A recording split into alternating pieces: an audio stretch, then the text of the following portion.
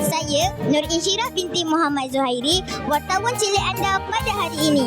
Pada hari ini, SKKB telah mengadakan Majlis Mahabbah Aidilfitri sempena sambutan Jubli Intan yang ke-75 tahun SKKB. Di depan saya sekarang terdapat banyak juadah makanan yang disediakan sempena Majlis Mahabbah Aidilfitri SKKB. Menu utama hari ini adalah nasi hujan panas dan ayam masak merah bersama telur kurma. Menu raya pun ada. Jom kita tengok. Nasi impin, lemang, rendang ayam dan kuah kacang. Yang special hari ini, kita ada kuih tiaw goreng dan mi goreng yang dimasak terus daripada Kuala. Teacher paling suka makanan apa yang dihidangkan hari ini? Okey, yang paling teacher suka mestilah bakso daripada guru besar. Best. Cikgu suka makan nasi minyak, nasi hujan panas dengan ayam masak merah. Lepas tu ada air ni, kocek. Cikgu suka bakso. Cikgu memang tunggu-tunggu bakso daripada tuan guru besar. Bakso dengan laksa.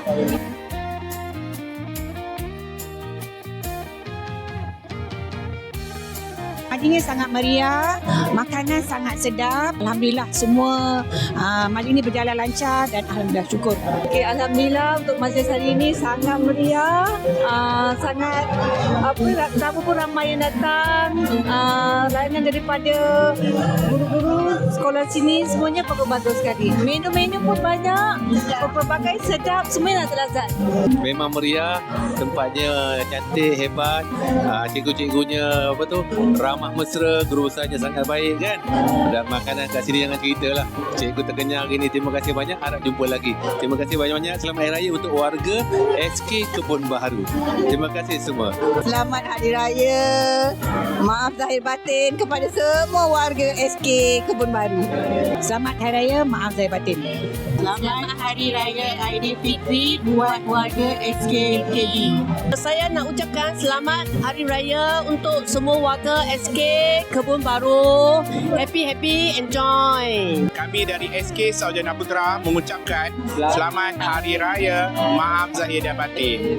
Saya ingin merakamkan sekali perhargaan kepada Jawatankuasa Pelaksana, Pelaksana Pentadbir dan semua yang terlibat, termasuk yang hadir pada hari ini dalam menjayakan jamuan Mahabbah SK Kebun Baru dan juga meraihkan sempena ulang tahun 75 tahun penubuhan SK Kebun Baru. Terima kasih semua.